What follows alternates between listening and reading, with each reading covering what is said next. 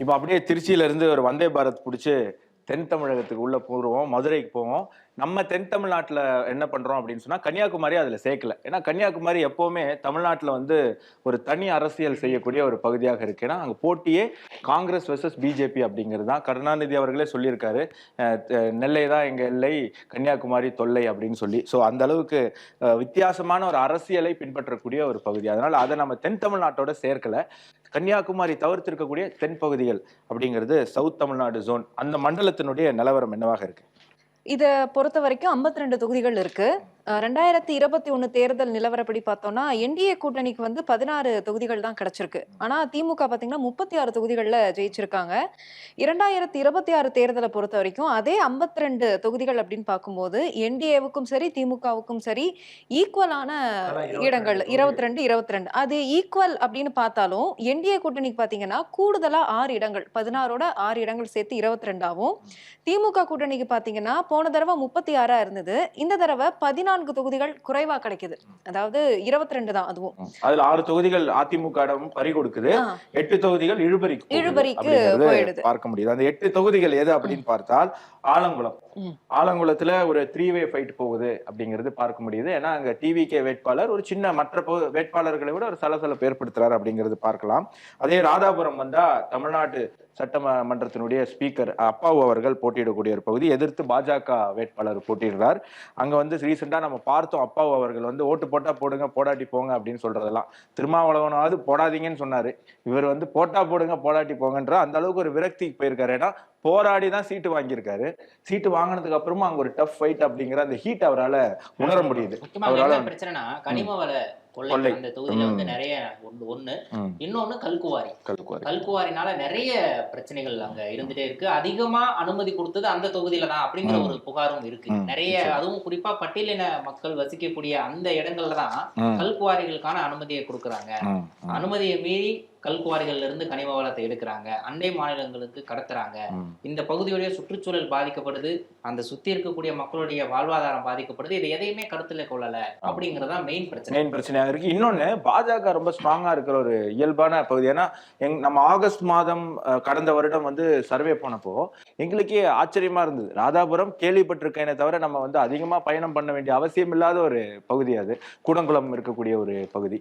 அங்க வந்து பாஜக நிறைய பேர் சொல்லியிருந்தாங்க, குறிப்பா அந்த கூடங்குளம் அந்த சுத்தி இருக்கக்கூடிய மக்களாக இருக்கட்டும், ஒரு காலகட்டத்துல அந்த கூடங்குளம் அணுமின் நிலையத்துக்கு எதிராக போராடியவர்கள் பல பேர் இன்னைக்கு பாஜக அப்படின்னு சொல்றாங்க. கிறிஸ்துவர்கள் பல பேர் வந்து தூத்துக்குடி, ராதாபுரம் இந்த 2 தொகுதிகளில் கிறிஸ்துவர்கள் பல பேர் வந்து பாஜகவுக்கு ஓட்டு போடுறேன்னு சொல்லியிருக்காங்க. அதுல பெருவாரியான கிறிஸ்துவர்கள் துபாயிலேயோ அல்லது யுஏஇ போன்ற கல்ஃப் நாடுகள்ல வாழக்கூடிய பணி செய்யக்கூடிய கிறிஸ்துவர்கள். அங்க போய் அவங்க வேற ஒரு அரசியலை பாக்குறாங்க, வேற ஒரு சூழ்நிலையை பாக்குறாங்க. அப்ப அவங்களுக்கு பாஜக சொல்றது என்ன அப்படிங்கிறது புரியுதா, இல்ல அதை ஏத்துக்கிறாங்களா அப்படின்னு தெரியல. திருப்பி இங்க வரும்போது பாஜகவுக்கு ஓட்டு போடுவேன் அப்படின்னு சொல்றாங்க. ஸோ ராதாபுரம் ஒரு மிக முக்கியமான ஒரு தொகுதியாக பார்க்கப்படுது. ஒரு மெடிக்கல் மிராக்கல் நடக்கிறதுக்கான வாய்ப்பு இருக்கு அப்படின்னு பார்க்கப்படுது. ஆண்டிப்பட்டி, அதே மாதிரி காரைக்குடியில 4 முனை போட்டி. நம்ம இது வரைக்கும் 3 முனை போட்டி தான். தமிழ்நாட்டில் இருக்கக்கூடிய 234 தொகுதியிலும் கணிக்க முடியாத ஒரு தொகுதியா இருக்கு. எடுத்த கருத்து கணிப்புகள் உண்மையாகுமாங்கிறதும் ஒரு மிகப்பெரிய காரணம். அங்க நிக்கக்கூடிய 4 வேட்பாளர், 4 முனை போட்டி, 4 வேட்பாளர்களும் வெயிட்டான. ஏன்னா மற்ற பகுதியெல்லாம் நம்ம பார்த்தோம் 2, 3 முனையெல்லாம் பார்த்தோம். இங்க 4 முனை. ஏன்னா சிட்டிங் எம்எல்ஏ காங்கிரஸ் கட்சியினுடைய மாங்குடி நிக்கிறாரு. எதிர்த்து அமமுக தேர்முகை பாண்டி நிக்கிறாரு, சீமான் நிக்கிறாரு. அதுக்கப்புறம் டிவிகே வேட்பாளர் அங்க விஜய்க்கு ரொம்ப நெருக்கமானவர். விஜய் வந்து ரோட் ஷோ பண்ணாராங்க. அதை நீங்க கவனிக்கணும். அவர் அப்பப்போ வாரத்துக்கு ஒரு நாள் தான் போறாரு வந்து பிரச்சாரத்துக்கு. அப்படி போற பிரச்சாரமே காரைக்குடிக்கு போயிருக்காரு அப்படின்னா எந்த அளவுக்கு வெற்றி வாய்ப்பு இருக்குன்னு அவங்க நினைக்கிறாங்க அப்படிங்கறத பார்க்கணும். சோ 4 முனை போட்டி. அதே மாதிரி மதுரை சென்ட்ரல் அங்க வந்து சுந்தர்சி நிக்கிறாரு. அதிமுகவுடைய வேட்பாளர் இல்ல, ஆனா அதிமுக சின்னத்துல அவர் அங்க போட்டியிடுறாரு. எதிர்த்து பிடிஆர் நிக்கிறாரு.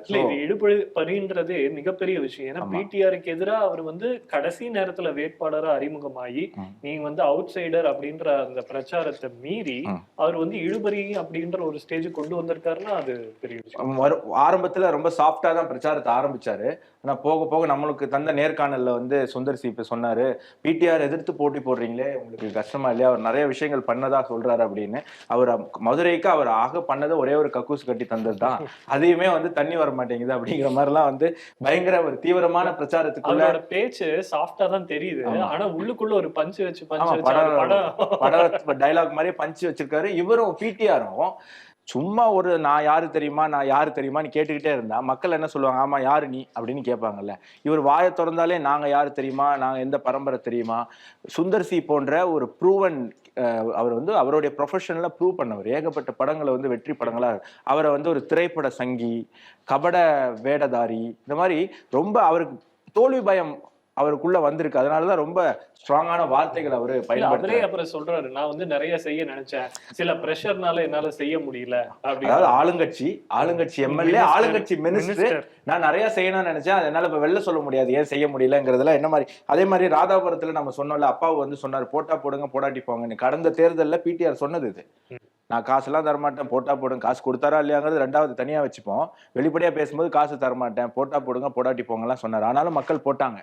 அவர் போன தடவை தேர்தல் பிரச்சாரத்துல வண்டியில இருந்து இறங்க கூட இல்லை கீழே, இந்த தடவை வண்டியில அவர் ஏறக்கூட இல்லை. இதுதான் வித்தியாசம். இது வந்து அங்க அதிமுக வேட்பாளர் சின்னத்துல போட்டியிடக்கூடிய சுந்தர் சி வந்து மிகப்பெரிய ஒரு தாக்கத்தை அங்க ஏற்படுத்தியிருக்காரு அப்படிங்கிறது பார்க்கணும்.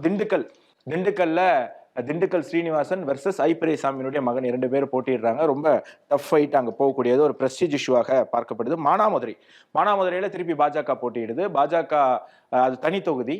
அந்த தொகுதியில் இருக்கக்கூடிய திமுக வேட்பாளர் மினிஸ்டராக, ஆதி திராவிட மினிஸ்டராக இருந்திருக்காங்க. ஆனா அவங்க மேல மிகப்பெரிய ஒரு ஆன்டி இன்கம்பன்சி இருக்கு. என்ன ஆன்டி இன்கம்பன்சினா, விருதுநகருக்கு வர வேண்டிய அந்த மருத்துவ கழிவுகளை இது பண்ணக்கூடிய மையத்தை அவங்க என்ன பண்ணிட்டாங்க அப்படின்னு சொன்னா மானாமதுரை கொண்டு வந்துட்டாங்க. ஸோ அந்த பகுதியில் இருக்கக்கூடிய மருத்துவ கழிவுகள்லாம் எடுத்துட்டு வந்து கொட்டக்கூடிய ஒரு குப்பை தொட்டியாக மானாமதுரை மாறி இருக்கு அப்படிங்கிற கோபம்.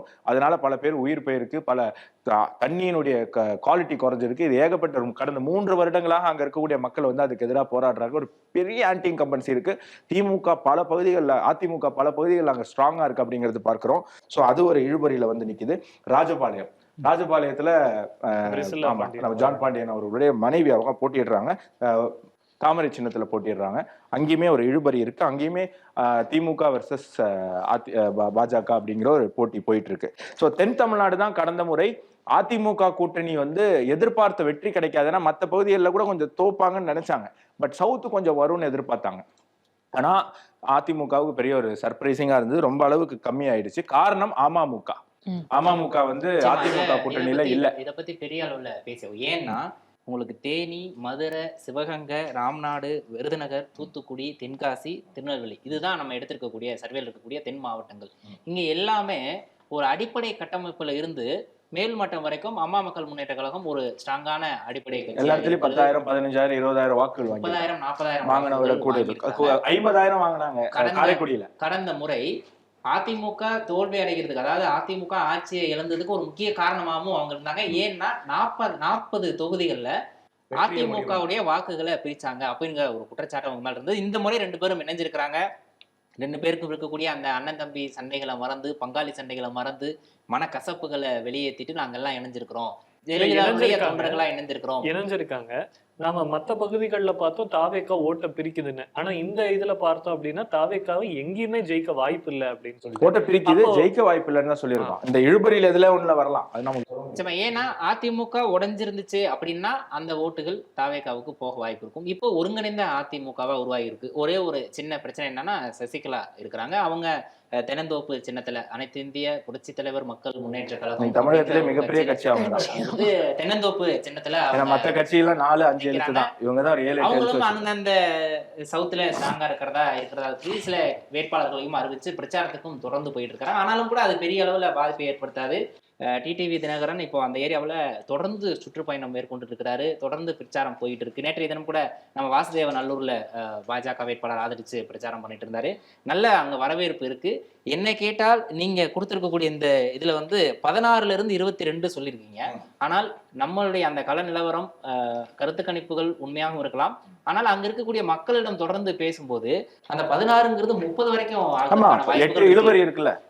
அந்த 22ஓட 8 சேர்ந்தா 30 ஆயிடுச்சு. 30 குறையாமல் வெற்றி பெறுவதற்கு வாய்ப்பு இருக்கதா தான் நம்ம பார்க்க முடியுது. எனக்கு விக்னேஷ் கிட்ட ஒரு கேள்வி இருக்கு. இப்போ ஒரு பக்கம் பாத்தீங்கன்னா டிடிவி தினகரன் அவர்களும் எடப்பாடியார் அவர்களும் வந்து பங்காளி சண்டையெல்லாம் மறந்துட்டு நாங்க ஒன்னாயிட்டோம், காம்ப்ரமைஸ் ஆயிட்டோம் அப்படின்னு சொல்லும்போது, ஆனா அதிமுகல பாத்தீங்கன்னா ஒரு மிகப்பெரிய அதிர்ச்சி, பிளவு அப்படின்னு கூட சொல்லலாம். ஓபிஎஸ் அவர்கள் பாத்தீங்கன்னா அதிமுகவில இருந்து போய் அப்படியே திமுகவில் இணைஞ்சிட்டாங்க.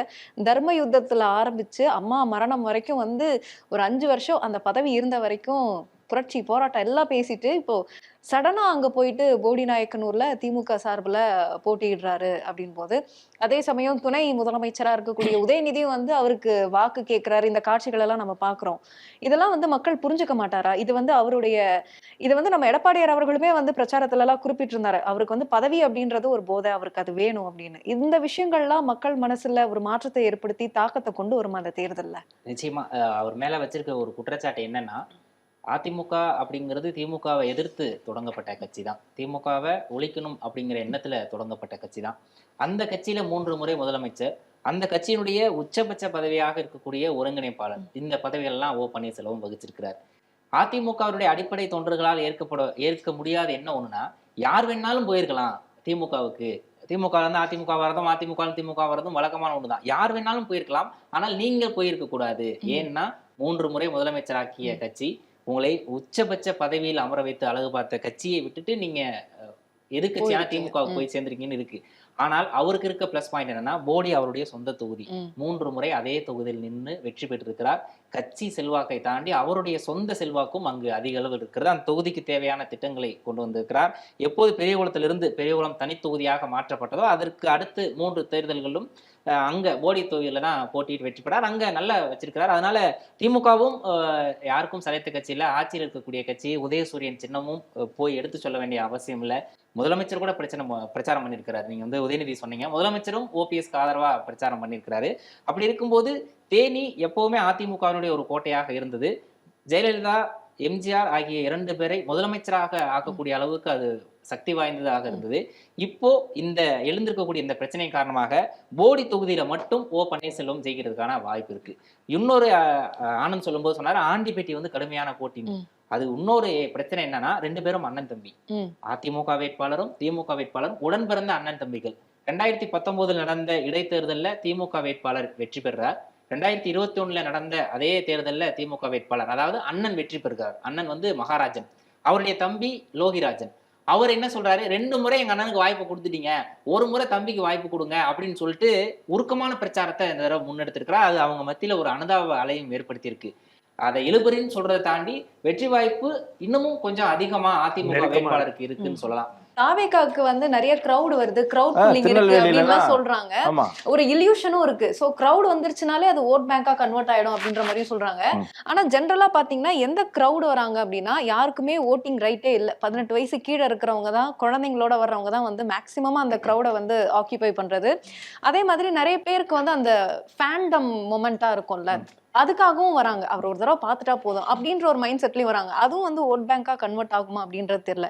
இது ரெண்டுத்தையும் வந்து நம்ம எலெக்ஷன் டைம்ல, ரிசல்ட் டைம்ல எந்த அளவு கன்சிடர் பண்ணலாம்? பிரதமர் மோடி ஒரு முறை என்ன சொன்னாரு, கோவிட் டைம்ல எல்லாரும் வந்து ரோட்ல இருந்து கை தட்டுங்க அப்படின்னாரு. கொஞ்சம் சிரிப்பு வரக்கூடிய விஷயம் தான், இளைஞர்கள்லாம் பண்ண யோசிக்கக்கூடிய ஒரு விஷயம். ஆனா நாடு முழுக்க அவருக்கு ஓட்டு போடுறவங்களும் பண்ணாங்க, அவருக்கு ஓட்டு போடாதவங்களும் பண்ணாங்க இல்லையா? அதுக்கப்புறம் தட்டை எடுத்துட்டு வந்து தட்ட சொன்னாங்க. கை தட்டுறதாவது பரவாயில்ல, தட்டை எடுத்துட்டு வந்து டிங்கு டிங்குன்னு தட்ட சொன்னாங்க. எல்லாரும் பண்ணாங்களா இல்லையா?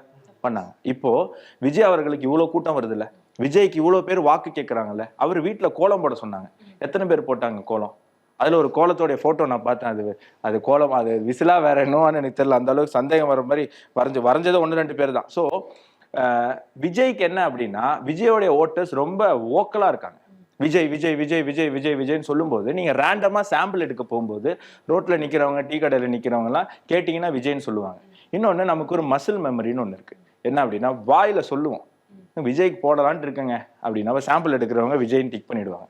இப்போ ஜான் ஆரோக்கியசாமி சாம்பிள் எடுக்க அனுப்பியிருக்காங்கல்ல, ஆதவ் அர்ஜுனெல்லாம், இவங்க அப்படியே போகும்போது யாருக்குங்க ஓட்டு போடுவீங்க? இந்த தடவை விஜய்க்கு போடலான்னு இருக்காங்க, போதுங்க, ஏன் எதுக்கெல்லாம் கேட்க மாட்டாங்க. 2 நிமிஷம் பேசுனா போடலான்னு இருக்கேன், பட் என்ன போட்டு பழகிட்டேன், இந்த தடவை திமுக இல்ல அதிமுக இப்படி சொல்லுவாங்க. அதெல்லாம் கேட்க மாட்டாங்க, விஜய்னு அழுத்திடுவாங்க. ஸோ இவங்க ரொம்ப வோக்கலா இருக்காங்க.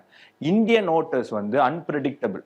2024ஆம் ஆண்டு அத்தனை சர்வேவும் பாஜக 400 சீட்டுக்கு மேல போகும், 350 சீட்டு போகும்னு சொன்னப்போ 240 தொகுதிகளில் கொண்டு வந்து நிப்பாட்டினாங்க இந்த வாக்காளர்கள். ஸோ விஜயும் வோக்கல் ஓட்டர்ஸை வச்சு சைலண்ட் ஓட்டர்ஸ் யாருக்கு போடுவாங்கன்னு நம்மளால கணிக்க முடியாது. சர்வே எடுக்கும்போது ஒவ்வொரு வீட்டுக்கு போகும்போது 50 பேரை நீங்க கேட்டீங்கன்னா 50 பேர் சொல்ல மாட்டாங்க, எனக்கு தெரியாதுங்க, நான் சொல்ல மாட்டாங்க. அது எப்படிங்க சொல்றது? இப்படிங்கிற பதில் ஒரு 50% வரும். அவங்க யாருக்கு போடுவாங்கன்னு எப்படி சர்வே எடுக்கிறவங்க கணிக்க முடியும்? சொல்றதே மாத்தி கூட சொல்றதுக்கான வாய்ப்பு இருக்கு. ஆனா இன்னொரு விஷயத்தையும் பார்க்க வேண்டியது இருக்கு. கூட்டம் கூடுறதெல்லாம் ஓட்டாக மாறுமா அப்படின்னு ராகப்பிரியா கேக்குறாங்க. ஆனா விஜய்க்கு வரக்கூடிய கூட்டங்கள்ல பெரும்பாலும் ஓட்டாக மாறும் அப்படிங்கிறதும் கணிக்க முடியுது. ஏன் அப்படின்னா விஜய் என்றைக்குமே சொன்ன நேரத்துல வந்ததில்லை அப்படின்ற ஒரு புகார் அவர் மேல இருக்கு. காலையில 6 மணிக்கே விஜயை பாக்குறதுக்கு பெரும்பாலான கூட்டம் கூடுது. அதுல அதிகமானவங்க பெண்கள் அதிக அளவுல கூடுறாங்க. சாயங்காலம் 7 மணிக்கு வரக்கூடிய விஜயை பார்க்க காலையில 6 மணில இருந்து காத்திருக்கக்கூடிய அந்த பெண்களும் அந்த இளைஞர்களும் ஓட்டு போடுறது காலையில 7 மணிக்கு போய் ஒரு அரை மணி நேரத்துல ஓட்டு போட்டு வர மாட்டாங்களா அப்படிங்கிற ஒரு கேள்வியும் நிறைய பேர்கிட்ட எழுந்திருக்கு. விஜய் உண்மையாகவே ஏற்கனவே நிறைய பேர் சொல்லக்கூடிய ஒரு வார்த்தை ஸ்பாயிலர் தான். இந்த தேர்தல்ல விஜய் தான் இடத்துல விஜய் இருக்கணும் இருந்தாங்கன்னா. நான் என்ன சொல்றேன்னா ஓட்டு விஜய்க்கு வராதுன்னு நான் சொல்லவே இல்லையே. தமிழ்நாட்டுல ஒரு தொகுதியில வெல்லணும்னா குறைஞ்சது 55,000 இருந்து 65,000, சில தொகுதியில 70,000 ஓட்டுகள் வரைக்கும் நீங்க வாங்கணும். நீங்க திருநெல்வேலிக்கு அவர் வரும்போது ஒரு 15,000 பேர் வராங்க. அப்போ உங்களுக்கு கூட்டம் பெருசா தெரியும். ஆனா அந்த 15,000 பேரை வச்சு திருநெல்வேலி, அது கன்னியாகுமரியில இருந்தும் அதுக்கு ஆள் வந்திருப்பாங்க, ராதாபுரத்துல இருந்து வந்திருப்பாங்க, தூத்துக்குடியில இருந்து வந்திருப்பாங்க. சோ ஓட்டு வாங்குறது அப்படிங்கிறது இன்னொரு ஆர்ட். அந்த ஆர்ட்டுக்கு வந்து நீங்க வந்து நிறைய விஷயங்களை பார்க்கணும். விஜய் கணிசமான வாக்குகள் வாங்குவாரு, ஆனால் அது வெற்றிக்கு போகுமா அப்படிங்கிறதும் நம்ம வந்து பொறுத்திருந்து தான் பார்க்கணும். நம்ம சர்வே கூட தவறா போறதுக்கு வாய்ப்பு இருக்கு. ஆனா நம்மளுடைய பெர்செப்ஷன் தான் நம்ம சொல்றோம். ராகப்பிரியா கேட்ட கேள்விக்கு அது பதில். விஜய் பத்தி இன்னொன்னு சொல்றாங்க என்னன்னா, தேர்தல் களத்துக்கு வர்றதுக்கு முன்னாடியே குடும்ப வாக்குகளை மொத்தமா வாங்கிட்டாரு விஜய் அப்படிங்கிறது அவர் மேல வைக்கக்கூடிய ஒரு பார்வையாக இருக்கிறது. ஏன்னா அவரே சொல்றாரு, நான் எல்லார் வீட்டுக்குள்ளேயும் போயிட்டு தான் வந்திருக்கேன் அப்படிங்கிறது. நம்ம வீடியோஸும் பாக்குறோம், இந்த வாட்டி விசிலுக்கு போடுங்கன்னு பிள்ளைங்க போய் அப்பா அம்மா அது எந்த அளவுக்கு கேட்பாங்க கேட்க மாட்டாங்கன்றது நமக்கு மே 4ஆம் தேதி மாநில செயலாளர் பே சண்முகமே மேடையில பேசியிருந்தாரு. எங்க இருந்து பண்றாங்கன்னு பாத்தீங்களா, குழந்தை பேரன் கூட ஓட்டு போட சொல்லி என்ன டார்ச்சர் பண்றான் அப்படின்ற மாதிரி எல்லாம் இல்ல, நிச்சயமா இருக்கு. ஒவ்வொரு வீட்லயும் 2 பேர் வந்து விஜய்க்காக ஓட்டு கேக்குறாங்க, கேன்வாஸ் பண்றாங்க. ஆனா திருப்பி நம்ம ஆட்கள் வந்து என்னதான் சொன்னாலும் யாருக்கு போய் போடணுங்கிறத போடுற அன்னைக்கு தான் முடிவு பண்ணுவோம். செங்கோட்டையன் கவனிக்கணும், விசில் அடிச்சிடாதீங்க, காது டமாரா ஆயிரும், டென்ஷன் ஆயிடுவாங்க, ஓட்டு போட மாட்டாங்க. அதே மாதிரி சமீபத்துல எந்த தொகுதின்னு எனக்கு சரியா நினைவில் இல்லை, இவங்க கேம்பெயின் பண்ண போகும்போது வீட்டுல இருக்கிறவங்க அடிக்க வந்துட்டாங்க. அங்க என்ன பிரச்சனை ஆச்சுன்னு தெரியல. இந்த மாதிரி இவங்களுக்கு இன்னும் அந்த மெச்சூரிட்டி வரலையோ, இது வந்து ஒரு ரசிகர் மன்ற தேர்தல் மாதிரி இவங்க அணுகுறாங்களோ அப்படின்ற ஒரு திருத்தணி வேட்பாளர் ஆந்திரா பஸ்ஸுக்கு கை காமிச்சு ஓட்டு கேட்கிறாரு. தனி அது வாக்கிங் போனாருன்னு அவர் சொன்னாரு. டீ குடிக்கிறவங்க கிட்ட டீ சாப்பிடுங்க. ஆனா விஜய் வந்து இதுவரைக்கும் 3ஆவதாக ஒரு கட்சி வந்து போட்டியிட்டு வாங்கின வாக்குகளுடைய ரெக்கார்ட் எல்லாம் பிரேக் பண்ணிடுவார். அதிகமா வாங்குவார். அது கண்ணா பின்னான்னு வாங்குவார். அதுல மாற்று கருத்தே இல்ல. பல தொகுதிகள்ல நெருக்கமா வெற்றிக்கான நெருக்கத்துக்குள்ளே வருவார் அப்படிங்கிறதுல மாற்று கருத்து இல்லை. ஆனால் அவர் வெற்றி பெறுவாரா அப்படிங்கிறத பொறுத்திருந்து பார்க்கணும். ஏன்னா அண்டர் கரண்ட எந்த ஷெஃபாலஜிஸ்டாலையும் எந்த சர்வேஸ்டாலையுமே அதை வந்து கணிக்க முடியாது. போகணும் நம்பர் எண்ணிக்கையை தொடங்கணும்னா வெற்றி பெற்றாதான் முடியும். 2வது இடத்துக்கு வந்து முடியாது, ஒண்ணுமே பண்ண முடியாது அப்படிங்கறத நம்ம பார்க்கணும். மே 4 வரைக்கும் அவர் ஒரு எக்ஸ்பேக்டர் தான். அதனாலதான் பல தொகுதிகள் நம்மளால கணிக்க முடியாம போயிருக்கு. பல பேருக்கு இந்த தேர்தல் கணிப்புகள் வந்து தவறா போறதுக்குமான வாய்ப்புகளும் இருக்கு. இது போன்ற சுவாரஸ்யமான புது தகவல்களை தெரிஞ்சுக்க தமிழ் ஜனம் சேனலை உடனே சப்ஸ்கிரைப் பண்ணிக்கோங்க.